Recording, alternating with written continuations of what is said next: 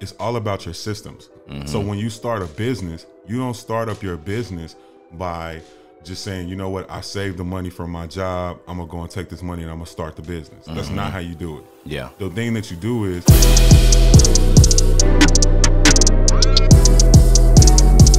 what's good, world? I got my guy Rell Millions in the building with me right now. So like, I literally just met my guy on Instagram, right? And what he does that's so different is most people talk about credit, how to get the money, and it can sound cliche, right? But what this guy does is he teaches you how to stretch the money using other people's money. I mean, shoot, look, it's already on his hat, so you know he's serious about it. So what's up, Rell? Welcome to the show. Tuned in with Tony. man, Tony, man, I appreciate you for bringing me on. Yeah. You know, I just really, when I saw your page, man, I saw, you know, the testimonials and what you were putting out. I ain't seen nobody doing that. Man, you know? I appreciate it. I try just to be real authentic with it. Yeah, and it's not too many people see, you know, being that you're a graphic designer, it's like you just take it to the next level. Right. Next level. But yeah, man, so I'm in the OPM. Okay. Other people's money. So you hear the rap song, other people's money, boom, boom, boom. Yeah. And then let's already just go to it. People are probably like, other people's money, that's just credit, that's just that, you know what I'm saying? Yeah. But like when I listened to you and I sat down and I talked with you, you're just like, yo, it's not just about getting the funding, whether it's personal and business, and throwing it into a project. Because that's what most of us probably do wrong, right? Yeah. Ooh, I got my money, I got my funding.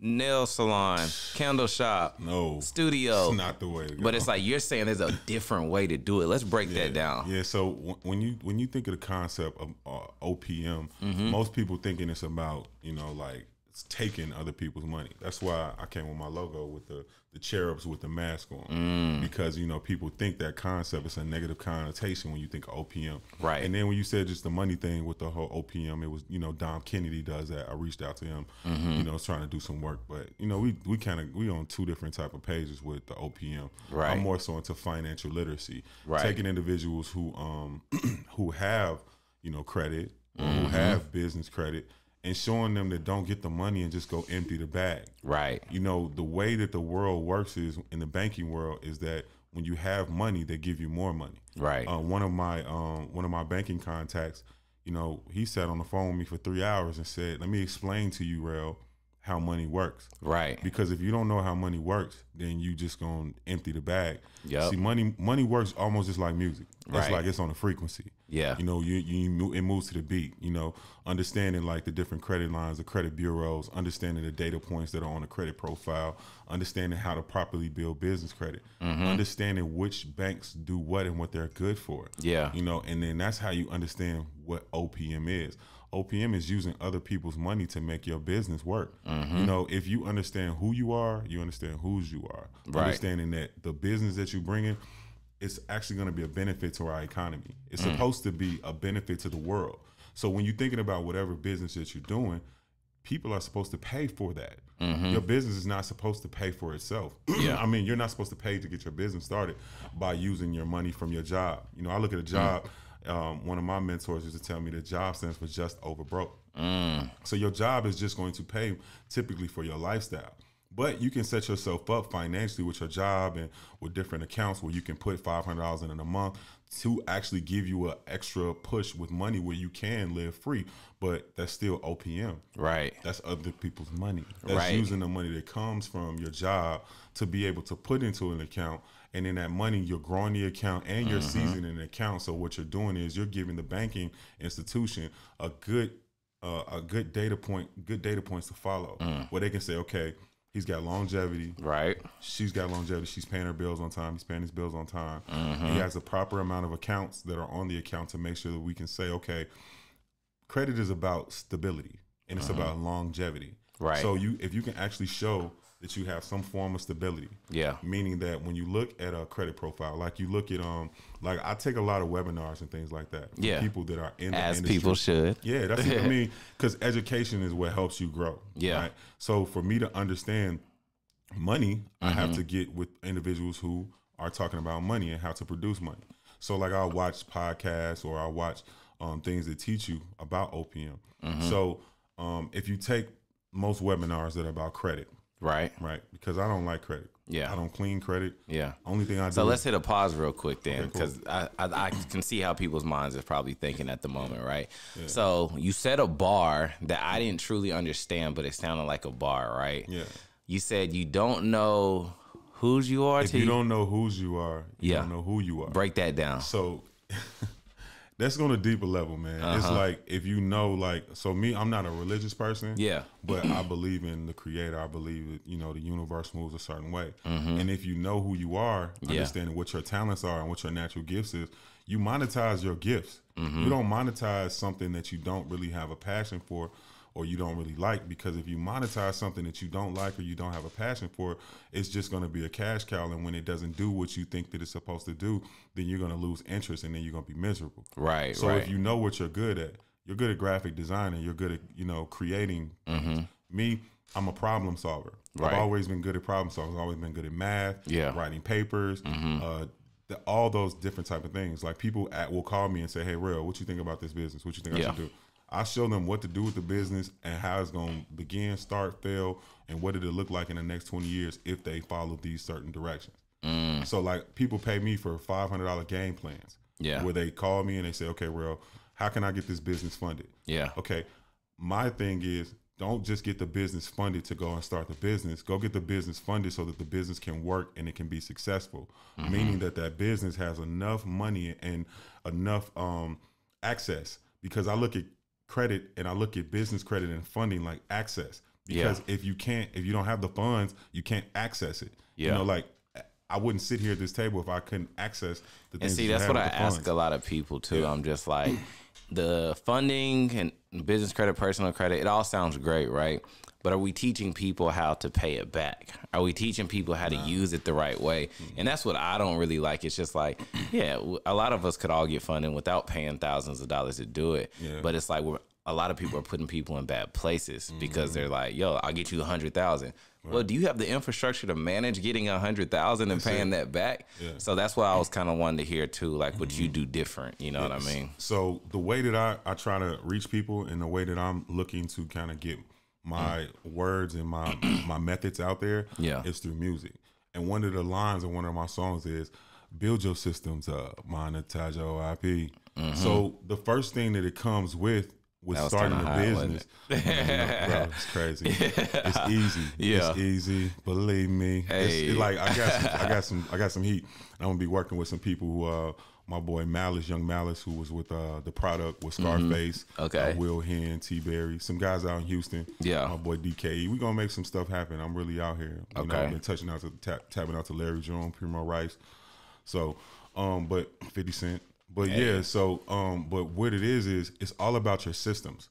So when you start a business, you don't start up your business by just saying, "You know what, I saved the money from my job. I'm gonna go and take this money and I'm gonna start the business." That's not how you do it. Yeah. The thing that you do is, the first thing that you do is you want to kind of get some understanding of credit. Yeah. And you want to get an understanding of business. Right. So when you get an understanding of business and credit and you understand how credit was started in the first place, then from there, if you understand how our country is ran when it comes to money and credit, then you'll understand that, okay, I have ideas.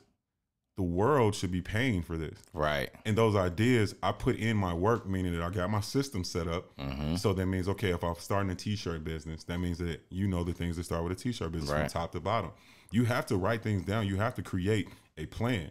And back in the day, people used to come to me and say, "Man, that sounds like a great idea, but do you have a business plan set up?" Right. And that business plan is not just for you to give to a bank. That business plan is for you to get those ideas out of your head. Right. Because most business owners, they suffer from business fatigue.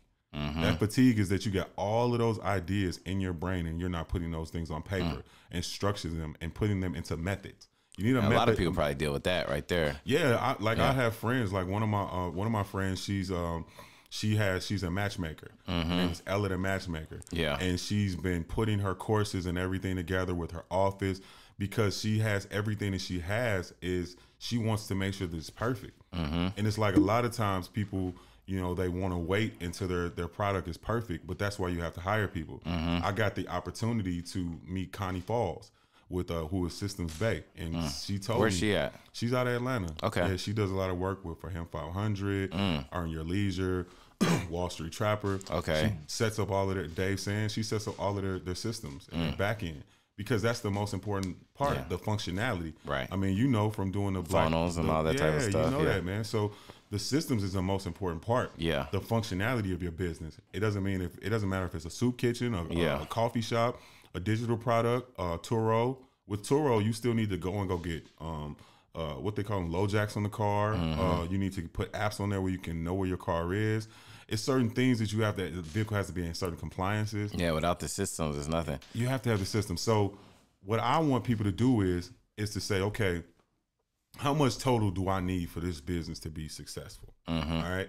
Now, if I know that you never want just enough. That's the worst thing. That's the problem that people's mentality is when they have a mindset of not understanding financial literacy. Yeah. They want just enough. It's only going to cost this much. It always costs more. You know how many times I hear African-American people tell me that they just need $20,000? 20,000? That's not no money.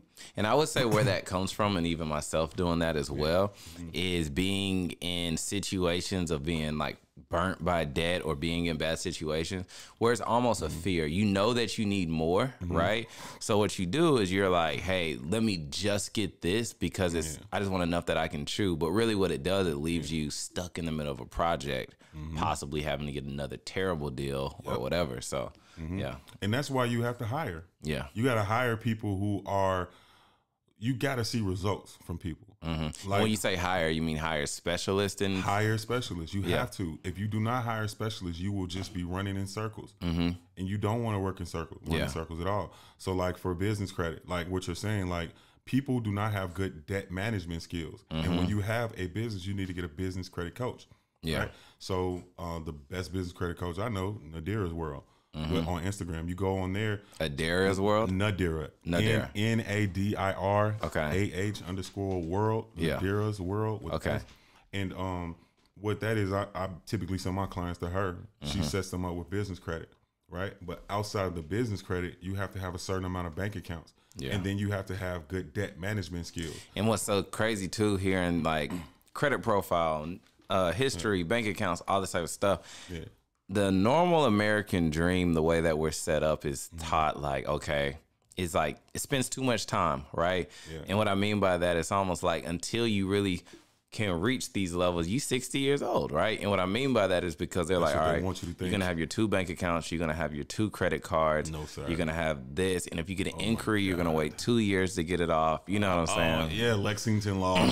People signed up for Lexington Law. I signed up for them. I had to take it off. The credit graveyard. Oh, man. You sitting there spending all that money like 2 years and you just get an inquiry off. Man. No, you need to get a credit specialist that has been in the game at least for 5 years plus. If they are not in for 5 years plus, that means that they just went and bought a credit course in the pandemic, and they start doing that. There's a lot of cold. And they're not scamming people. They just don't know what they're doing. They just don't know. That makes sense. And it's like, and with that, and you need to let them, and they need to be honest.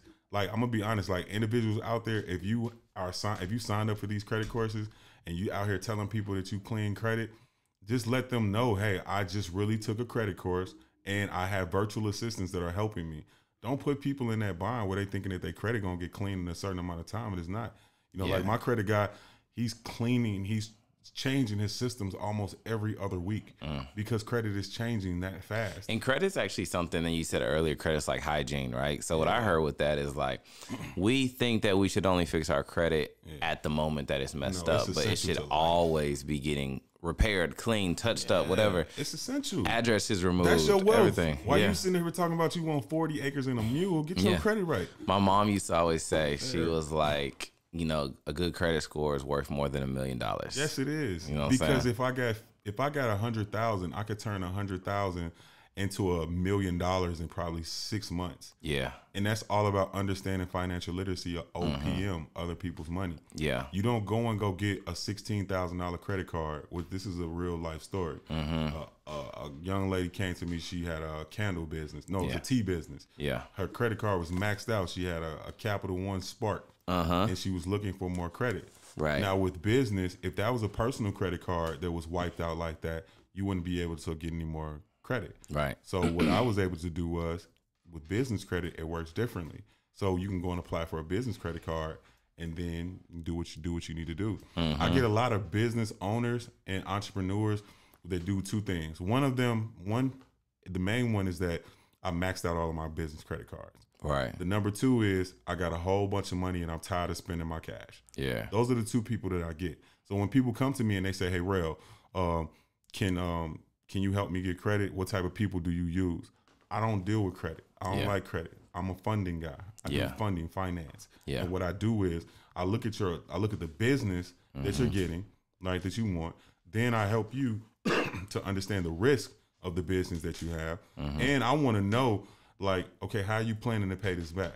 Yeah. Because the main thing that people do is they get all this credit and they don't know how to pay it back. And that's where you have to build up your systems and create a fail-proof system where you know, okay, all right, if I take 50 from Chase, right. from Chase, I get a $50,000 Chase card, 0% interest for, I think it's 20 cycles. I think it's 13 or 20 cycles. That means that you're borrowing cash for cash. Yeah. You don't take that free money, right? And when I say free money, that means that you're not buying it, because like you buy money at a cost. Money comes at a cost. When you finance and you do get the interest rate, the APR, that's the cost that you're spending for that money. So what people need to do is, if you look that you're getting 0% interest, you can take that money and you can go put that money, and this is real game. I'm giving y'all something that I charge. Like this is how you double the money. Yeah. You want to take that money and you want to put that money into another account, because bank systems. And so you get the money instead of, like we said earlier, dishing it into a project. Yeah. You park it first. Yeah. You make the money. The money is bait. Yeah, so now that you park the money, now let's get into it. You ain't parking it. That money about to get to moving. That money about to get moving. We got a Hellcat. Yeah. Okay. The money is a Hellcat. Yeah, okay. So what you doing with the money is now you taking that 50, right? And most people gonna say, okay, I got 50. I'm gonna spend. No, you break that 50 up and you look at what your credit score is, and then you put that 50 into multiple bank accounts because credit is tax free. Yeah. So if you got money that you can spend, tax free money that you buying dollar for dollar, to be able to start your business, I mean, that at the point now you multiplying the money that you started. So you can go to I'll just give y'all a good one.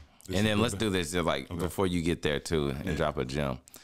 I just want people to understand it. You know what I mean? So you get the money, instead of throwing it into the candle spot, the nail spot, the photography studio, the t-shirt business. Yeah. You split the money up into multiple bank accounts. And is that so that like the Navy Federal or whoever's like, oh, there's money here, let's dish them out credit cards? Well, if you take my free training, at the end of my free training, you'll be able to get access to over 300 plus banks. Yeah. Where I can tell you the credit bureau they pull from, the amount that you're going to get, and the credit score that you need to be able to get that. And but the goal of parking that money in multiple bank accounts is so that you can multiply it. Yes. Because when the banks see the money, they're going to say, they don't know where you got the money. Yeah. All they know is they're doing a soft pull on your credit and that your business is a high risk or a low risk business.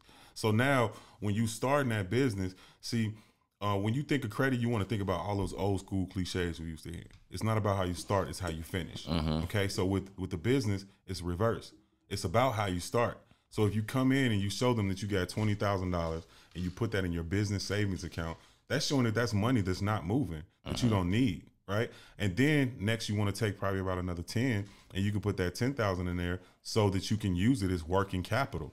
What banks want to see is that you have a working capital account, meaning that there's money coming in. So while you're a barber or you're a hairstylist and you're making $100 a cut, $60 a cut, and you're doing 50 clients a week, bro, in our mindset in the digital world, that's 50 ebooks a week. And you paying $100 a pop, or maybe two. So like barbers and stylists and people that are in that industry, they're having transaction history. And that's what you want to do with that money that you get. You want to be able to create that money where you can start creating some transaction history.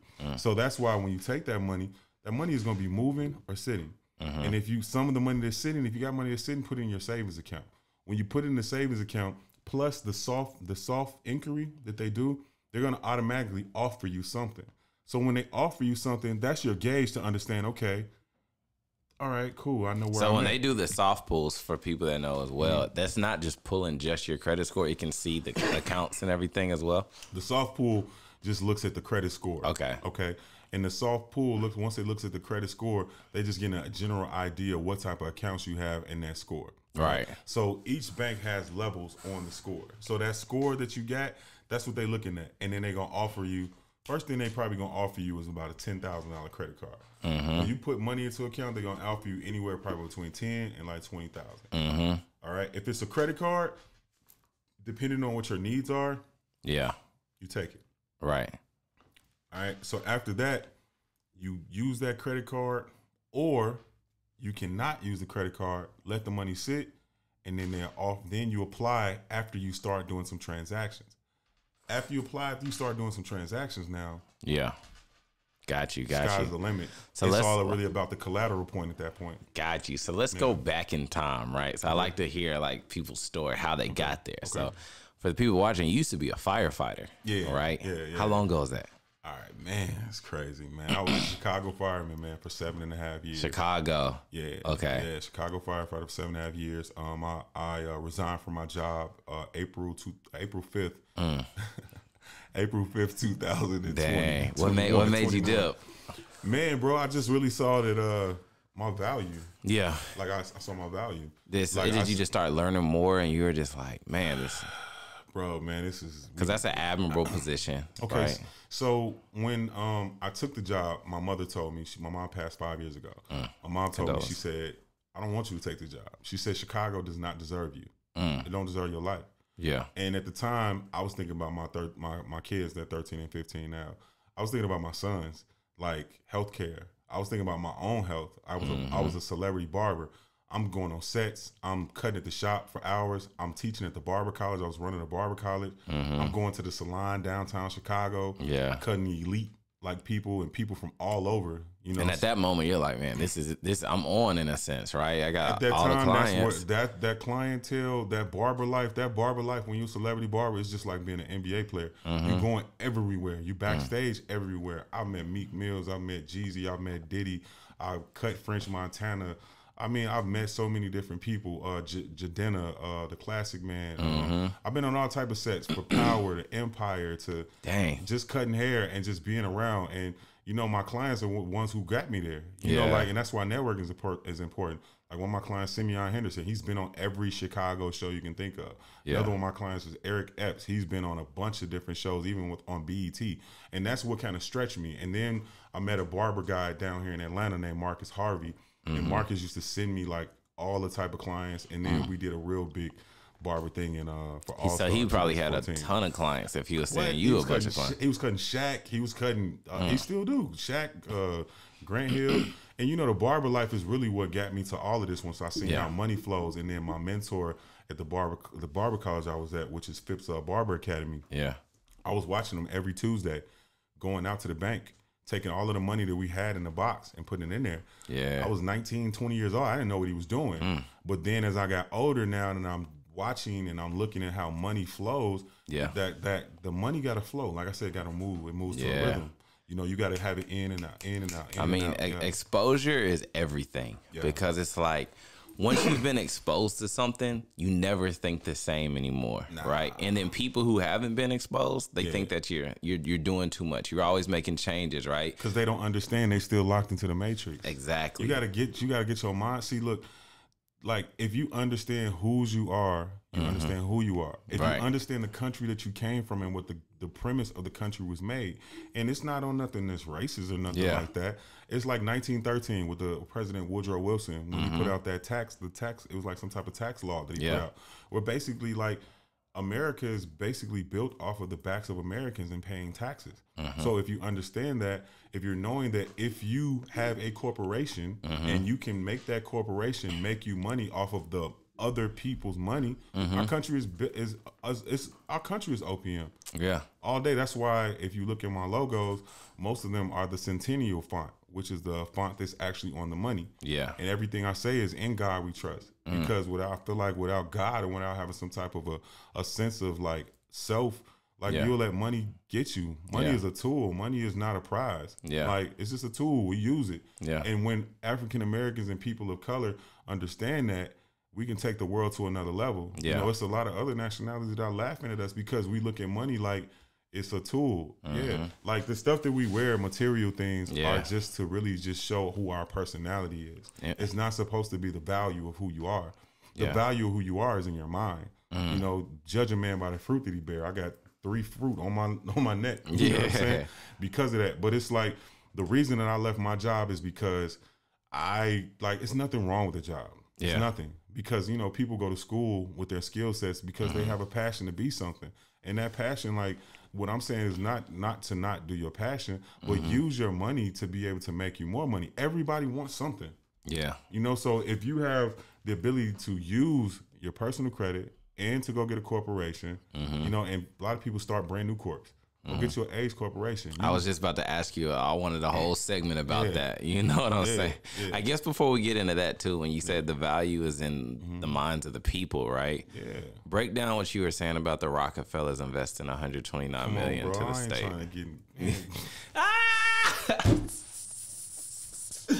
He said he ain't trying to have the gatekeepers come for him. Man, bro.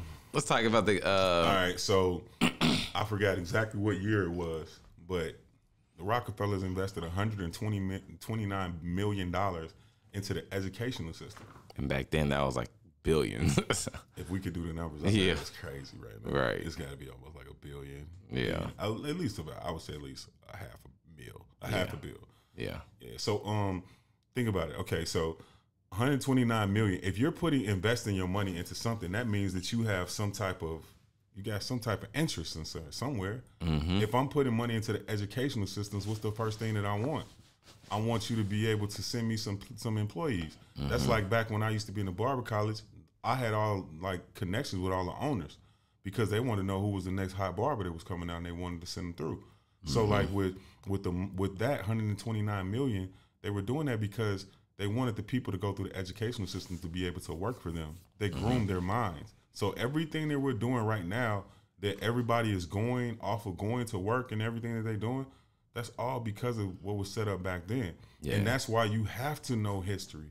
You got to. You got to do your research. You cannot just go off of, oh man, you know, they didn't change the taxes and they didn't change. No, you need to go understand how it started. What was the beginning of this? Because then from there, you'll know how to navigate in the world.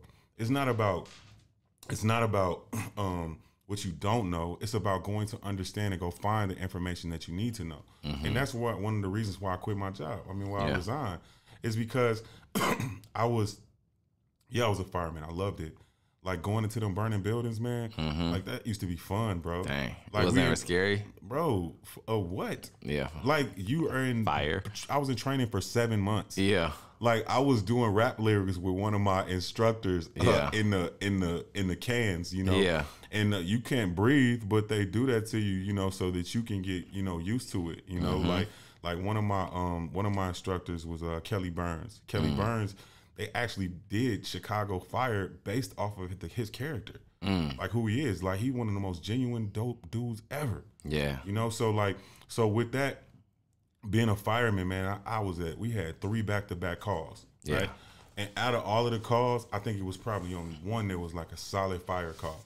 Yeah, I missed $12,000 on that. I was only making, I can't really say only, but now I look back at it, like I was only bringing in maybe like $2,800 every pay period. Yeah, you know, with every biweekly. With overtime, I was probably bringing in an extra $1,000. I probably get like $3,800. So like, I was probably bringing in like close to $9,000 to $10,000 a grand as a fireman.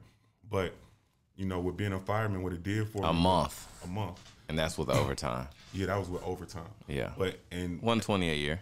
Yeah, about 120. I was making between 104 and like 124 a year as a fireman. And as a fireman, that's like one of the best jobs in the city of Chicago. Yeah. Not only do you have the money, but you got the access. You go into restaurants and you go into stores and you got your gear on. These people are seeing you like a hero, you know, but you really are a hero. So for me, I just really didn't like the fact that I was an affluent black man. I'm 6'3". You know what I'm saying? Like, I played football. I'm in some decent shape. When I was a fireman, I was in really good shape. And shout out to one of my clients, who was actually one of my coworkers. Yeah. Tony Rodriguez. I helped him and my guy Don from the show Black Ink. Helped them open the gym. Oh, for real? Yeah, got him over 100 and something grand, and you know they basically used OPM. Yeah. One had credit, one had this, one had that, and they put it together and they opened up the gym, and now it's beautiful. Apex Universe. And see, that's another thing too. Just like it's like what we said about exposure, not being in that matrix. It's like rich people ain't using their money. No, You know what I'm saying? So it's like when you don't know, you're working so much harder, right? Yeah. And you know, like everyone, you know, you make mistakes and you see and you learn, but it's like we have to stop thinking too. Like someone said, I heard the other day, one of my guys, Carter Cofield, doing great with taxes, right? Yeah, I know Kofi. I was on his live. Yeah, and then he was talking from Chicago. Yeah, I met him when I was at we had it was called a bachelor party. Yeah, for Ford from Black Ink. Yeah, we had it on. It was on TV and everything. It was real dope. So yeah, just going back to like a lot of times when people don't know things, right, they get scared, right, and then what they do because they're not exposed, they call it a scam. But what Carter said was scam stands for scared about money. Yeah, you know what I'm saying. So it's like, is it a scam or do you just not understand? They don't understand, and that's why you have to understand credit. Yeah, like I just seen now that they just put in Florida and Michigan schools, they're putting financial literacy courses in there for high schools to graduate. That's right. Yeah, you can literally come out of high school, and make $250,000 in 6 months. Doing what? Your parents start you off, or you start yourself off with a couple trade lines, authorized users from some of your close friends or family members, somebody that you know they got a $20,000 card. You got a family member in one of them barbecues that went to school and did what they were supposed to do. For me, I had on my stepdad's side, we had Judge Ronnie. Judge Ronnie had his stuff together. If I was smart enough back then, I could have talked to my mother and talked to my stepdad and said, hey, you know, what kind of credit cards do y'all have? You know, but that's because we don't know who we are, whose we are, and they just out here on the internet looking at a whole bunch of goofy stuff that's not really promoting them to be able to be successful. Like if you have a teenager that's at the house, you need to be quizzing your teenager on credit bureaus and what you got to get that information. That is how you get rich. Yeah. Like if you want to be rich, have a 740 credit score. You're a millionaire. Yeah. Period. Because you can go to multiple banks, multiple credit unions, multiple fintech companies. Fintech companies a whole other route. My clients, I probably only had about 5 clients make it to the fintech stage. So when you say fintech, what do you mean? Fintech is basically where they fund you off of your taxes and your profit and loss. Meaning they put a Plaid account to your bank account and they just look at your banking history. Yeah. And then they can tell, they know what you at the end of the month it is. They know how much you're bringing in for 6 months. And then let's just say you got 6 months, but you had 2 months there was a dud, but you can drop 50,000 in there and to boost the average up of what those months are. That's why we have to stop putting our minds in the things that's not bringing us money. Look, bro, this is one of my shirts. Make money, not friends. What we talking about? Yeah. Like y'all so like caught up out here and trying to link up, but you got to do your due diligence before you get out here in the world. Yeah. Just like I was telling your editor. I said, like, he was like, man, what's it like being a father? What's it like having 2 kids? What's it like? You know, and we was talking. I said, man, when you're a parent, you need to go get some healing first. You need to go to a counselor, go to a therapist, because your ways of your parents may be off. You know, like you got to tap into some childhood things to see exactly, all right, who are you?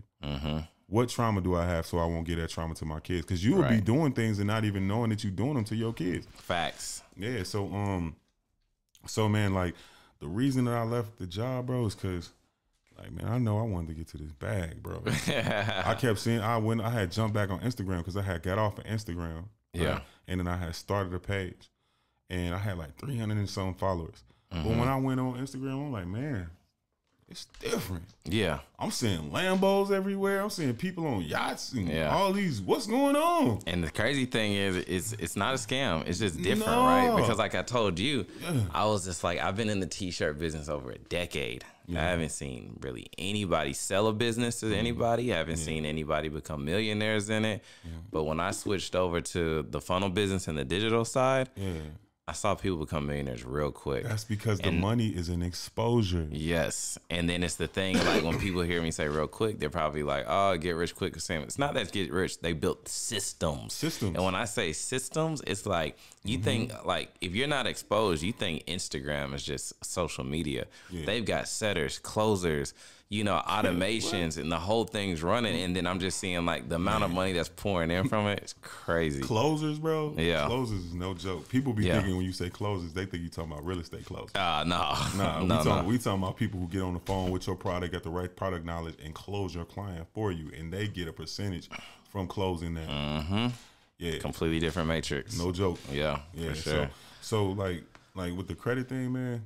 For me, with business, with working at the fire department, I knew like I had to really take it to another level. And when I was there, you know, I had started looking at like Amazon stores because I seen that Amazon what was popping up. I had jumped into this I think back in 2020 they had these things that was like these wealth wheels, right? Yeah. Where you put some money in, and the person they had to wait until they brought somebody else in, and they get like 11,000 or something like that. Okay. I forgot what it was called. It started with an S. I think it was like a Siddiqui or something like that. Whatever it was. Sudu something. A Susu. Susu. Yeah, Susu. Yeah. So I was doing the Susu thing, and I was looking at how many people how much, and then it was so many people making money, and it kind of like helped me see that like people can actually work together to make money.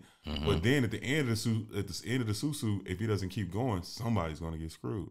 So when everybody started getting screwed, like I'm just like, man, this is crazy. Like, it got to be a different way out here to make this money work. Yeah. So then I jumped into another group, which was a Susu, and this guy started talking about something called wealth accelerators.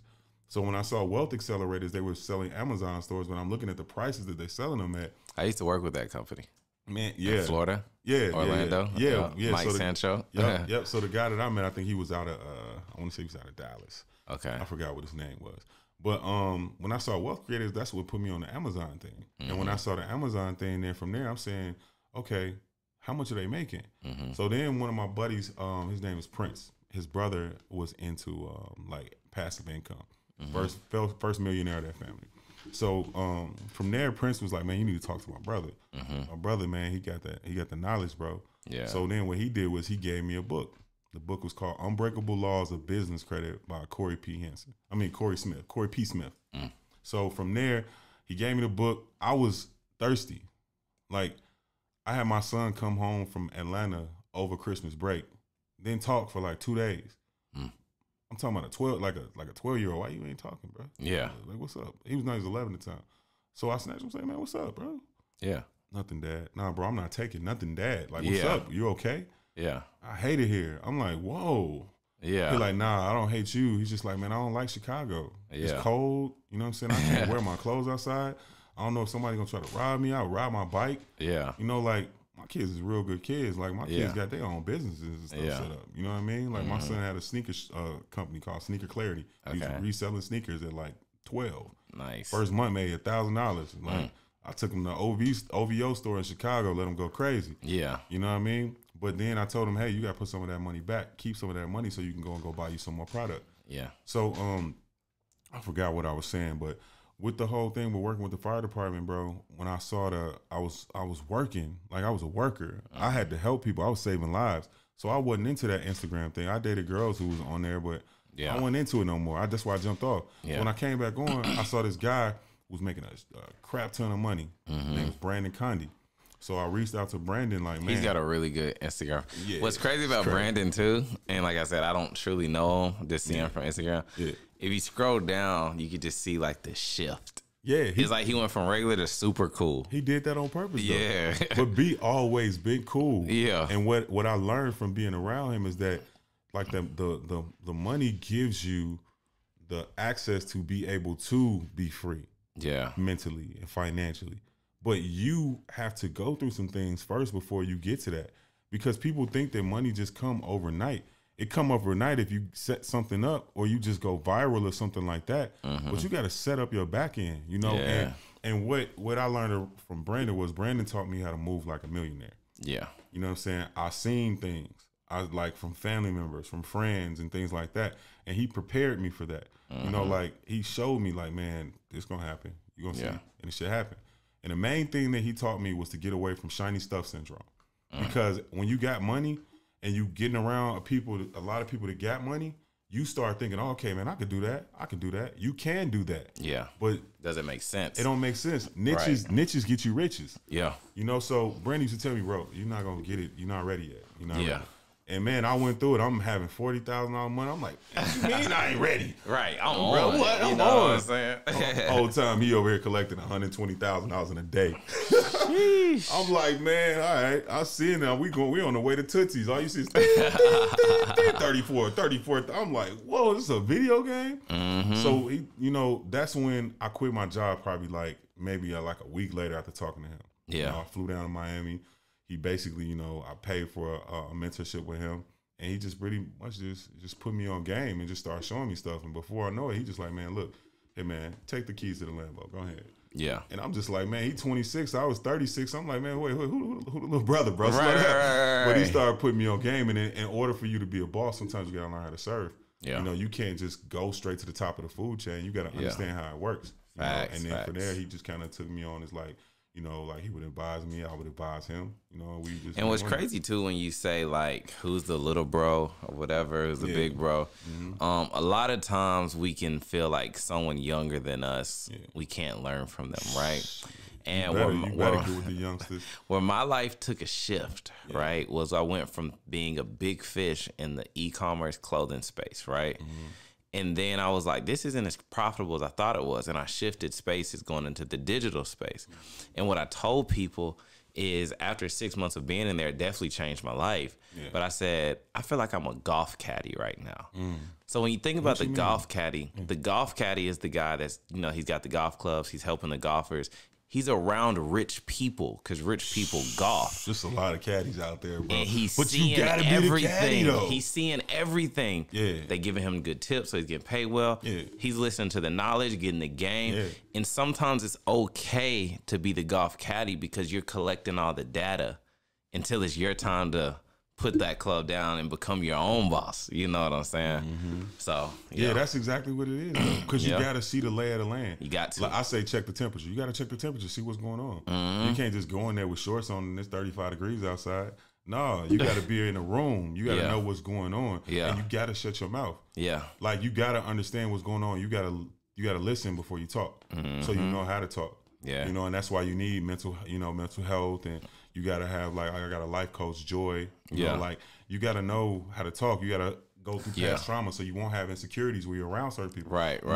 Money does nothing to me, bro. Yeah. We could be in this room right now and it could be a box full of gold bullions and I'll be like, oh, okay, what you gonna do? Well, you gonna make some money? You need some help? Yeah. I mean, shit. Hey, just throw me like 10%. You know what I'm saying? Like you can't get excited about it. You can't get excited about celebrities. Celebrities are human. People need to stop looking at these celebrities like they're supposed to be role models. No, they're not. Yeah, they're not. They're humans with a job that's in front of to be in front of you. That's their job. Period, man. Yeah, that's literally. It. Like, and people think different. So I guess where does someone start at, right? So someone listening to this, they like, shoot, I've been on here for 42 minutes. You know what I'm saying? Everything sounds good, but where do I start? Like, I've got projects I want to do. I need to stop using my own money for everything. Like, where do I start? I'm gonna give y'all some free game.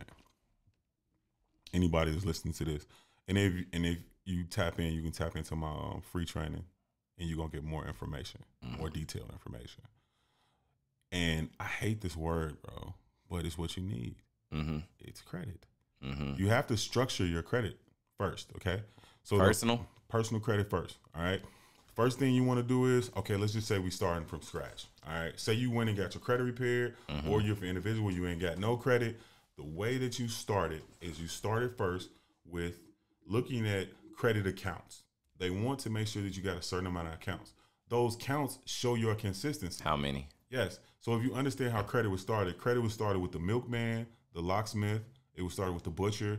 It was started like that, okay? And they would have a list, and they would put these names on the list, and they would know who owed who paid who, whatever. And then somebody got smart enough to say, hey, let's take these lists to the banks because now they're lending out money. And then from those lists from the banks, they were able to see, okay, He paid the milkman good consistently for the last 6 months. He's paid the butcher consistently for the last year. The locksmith, he owed the locksmith, and he paid the locksmith right on time. You know what? We're going to go ahead and give him some money. And that's how credit works. Yeah. So what you want to do is you want to get 5 accounts. Yeah. Easy accounts to get. Y'all ready for this?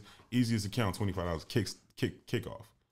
After you get a kickoff, is that a website? It's a website. Okay. It's like a finger hut or something like that. Okay. Okay. And those, you need those because that gives you an installment loan. Okay. So what they want to see is they want to see either auto loan, a mortgage loan, revolving credit card, and an installment loan. Right. Those 4. And then you want to get accounts with the top 4 banks, right? Which are longevity banks. Bank of America, Chase, Wells Fargo, and Citibank. Those are the longest banks. Credit card accounts. Credit card accounts, banking accounts with those 4 banks. Those banks will set the tone for you for the rest of the banks that you're going to apply for. After that, you want to get the credit unions. The credit unions will give you up to $100,000. You can get a car. If you fresh out, you can get a car for around $25,000. Next time you get a car, they could probably give you one for about $40,000. Next time you get a car, they're going to give you one for about $70,000. You can get a car every 60 days if you pay them off. Yeah.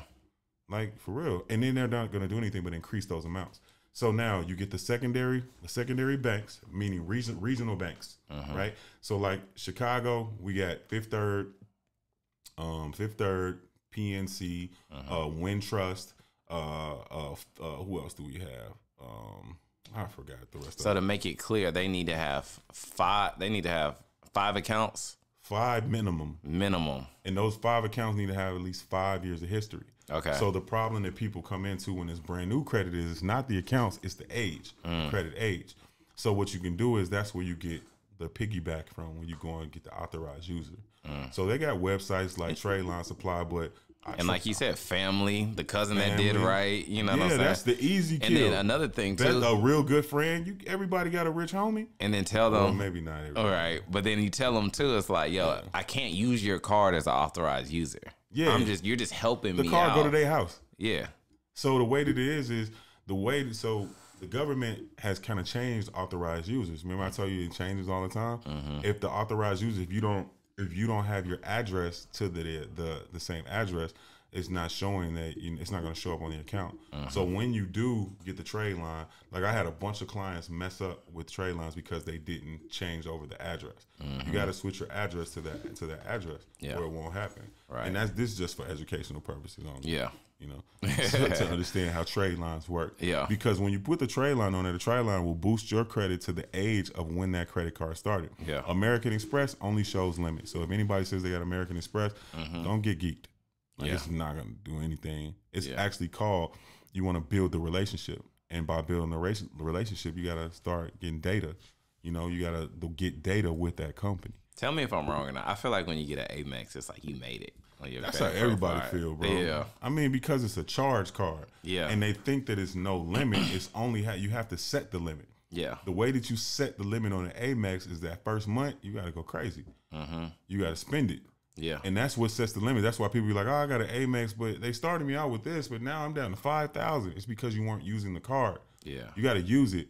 And don't use it with your personal credit, use it with your business credit, because every time you use your personal credit, it drops with credit cards. So would a quick play to be like once you get approved for your Amex, right? You never allowed me to just give you the game on how to set it up. Yeah, you never did. I'm trying to. Oh, my bad. Let me hear. My bad. Because we dropping gems that people could use because I'm the coach for the coaches. Yeah. You know what I'm saying? And I'm the coach to coaches. Yeah. Because I went directly to the source. I don't want to be a consumer. I'm not a consumer. I understand consumer law, but I'm not a consumer. I don't want to be a consumer. You got to go to the person who did it, and that's why you have to pay. Right. You can't go to somebody who's making $100,000 or they can go have access to credit cards at $20,000 a click. You can't go to them and say, "Hey man, I got $1,000," and man, that's not no money to me, man. Yeah. Like, what's your purpose? Right. I get more driven off of people's purposes for getting the money than actually getting the money. Yeah. Like literally, like seriously, like what you doing? What you got going on? How can I help you? Right. You know what I'm saying? Like what's your goal? And I don't tell them like what's your goal for the business. I want to know the goal for the business, but how much money do you need? Right. Because let's get straight to the point. That way I can go to work. So what a person needs is those accounts. We were talking about the authorized users, right? So those authorized user accounts, that's what gives you that credit age. Then you need the history you need the accounts. With the accounts, you want to get self-lender. That's super easy. Credit strong. That's super easy. Experience boost. Boom. I want to say boom is when you're paying your rent. You know what? I always see the Experian boost. I didn't know I should get it. Experian boost, all they do is just link your bank account and they attach it to see and you paying your bills. Yeah. They got another one that works off of you paying your subscriptions. Yeah. And the lenders don't know where it is all the time, where it's coming from, but they are coming up with AI technology that is able to determine what accounts and which accounts they're going out to.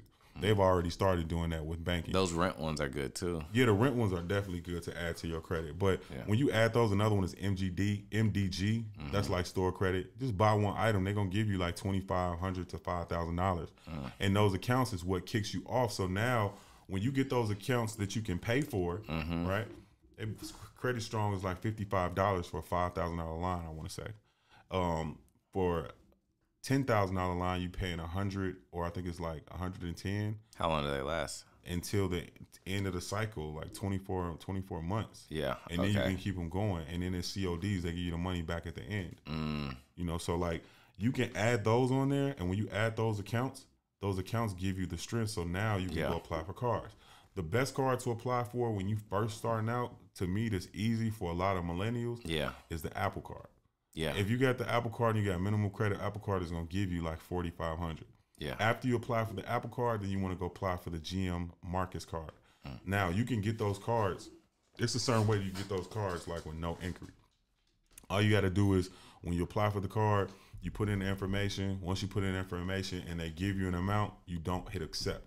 Yeah. After you do that, you go to TransUnion, go to your TransUnion app, and then you can say, lock my credit, right? So then you go back and then you accept, and then you get the card with no inquiry. And you can get the Marcus like that, you get the Apple like that, and that's just the way to avoid the inquiry. And that's just for educational purposes. Hey, that was a bar. That was actually a gem. And then Marcus actually has a business card too, and they're from Goldman Sachs. Gotcha. So like, you got to understand what your goals are when it comes to credit. The first thing that you want to do is get as many 0% interest credit cards as you can. When you get those 0% interest cards, now you can use that money from those 0% interest cards as bait to use as collateral to sit in the business accounts, so you can apply for lines of credit. We want lines of credit. We want to spend money. We want to get money that's not our money, and then we pay it back. We want you to give us some more money. Break down the difference for the people from the credit card and the line of credit. So the credit card is basically 0% interest that you can get, which means that you can get money dollar for dollar. And some people like to liquidate those cards to be able to use that money that comes from the cards as collateral. Right. Now, when you're getting the lines of credit and the loans, those are basically based off of two things: your credit score and your length in business. And the third thing is profit and loss. They want to see how much money your business is bringing in. And when African Americans hear taxes, they want to skin under the table. Oh, you know, man, my guy, I got my guy. He ain't got me showing nothing, man. I'm showing there's a loss. Okay, you're not gonna get no money. You keep showing all these losses. Yeah. If you reporting losses on your credit, don't even come to me. Like your CPA is sending you clean off. You're not gonna be able to get no property, no real property like that. Like, you're gonna be a ghost. You a ghost in the United States. You're not gonna get nothing. Yeah. And this is a country where you have to show and you have to prove and you have to be able to show that you're a good paymaster, and they'll pay you. Because the money, the access is there. Yeah. They got trust accounts. They got the United States Federal Reserve. If you understand how to get the money out of the accounts, you got to show that you got sense. Yeah. Sense, just because you're a grown-up don't mean that you got sense. Facts. The sense comes from how you manage the things that are in your life, from your children. See, with OPM, other people's money, is mindset, motivation, and then manifestation. Yeah. So the next thing is, so like, people watching this, right? Yeah. They're like, all right, I hear what you're saying. Like, how do I really learn about getting other people's money? Like, how can I tap in with you and really figure this out? Tap in with me? Yeah. Man, you can follow my social media tags. You can find me on Facebook, Rell Millions. You can follow me on Instagram, Rell_millions. You can follow my TikTok, the Other People's Money. You can go on Twitter, Other People's Money, or Rell Millions. Yeah. Rell, RELL_millions. How often do you do your free training? That's why I'm here with you. Yeah. Okay. That's why I'm here with you. Hey, if you here with me, I'm gonna get you right, man, bro.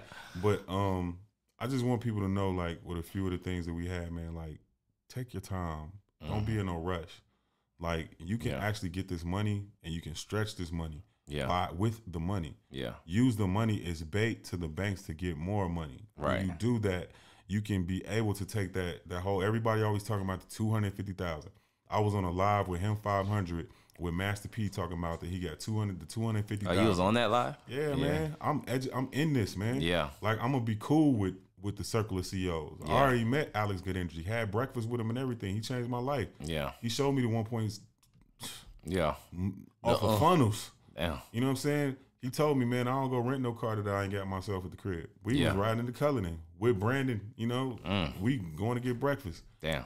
But that's like, it really showed me this like 250,000, you can get that, but don't stop there. Yeah. Take the 250,000 and put it into some banks.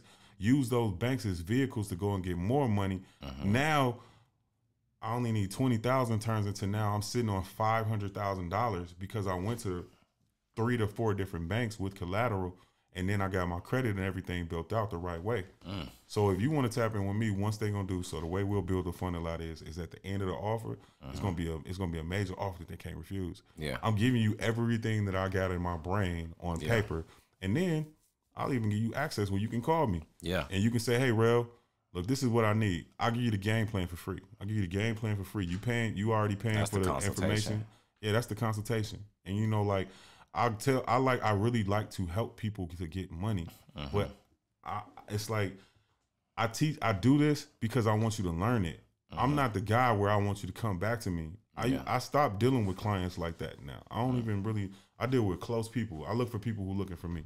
So it's like if somebody call me, hey, Rell, I got such and such on the line, man, he need, you know, if one of my brokers call me, say, hey, Rell, I got this guy on the line, I'm taking it. Me, I'm not, you don't see me on my social media posting for no type of a client. Yeah. Because I like it organic. Yeah. Like if you are really out here for success, you know the laws of attraction. That means that you actually manifesting and you walking into what you want to be. You stay in position for possession. Yeah. And it's going to come to you. My mom told me that. Oh. Yeah. Well, shoot. I mean, you got any last bars to drop on them? You know what I'm saying? Like, just for the people, like, and I would say this before you get there. The people watching this, the reason why I wanted you on this show is just the fact of, like, yes, there's credit, right? Some people are like, oh, you know what I'm saying? He just talked about credit. Or everybody else does that. What you do different, right? What I want people to take away with this, what you taught me is it's not just about getting the the funding and just throwing it somewhere. That's the broke That's how you go, bro. It's like, how do we stretch this money? And that's basically what you're doing. And that's what we do. OPM and God we trust. Other people's money. We take that money and we stretch that money out. Yeah. We build them systems up. We monetize the IP. Look, I ain't bragging on putting you on some game. Yeah. A real OG. See, I know the game. If you may listen, you might learn some things. Yeah, this OPM. It's my claim to fame. Hey, y'all heard the bar, man. That's what's up. Check my guy out, Rell Millions, on all social media platforms. Check him out. Tap in with him. Make sure you like, subscribe, share this and everything. Follow my guy. We'll see y'all on the next episode. OPM.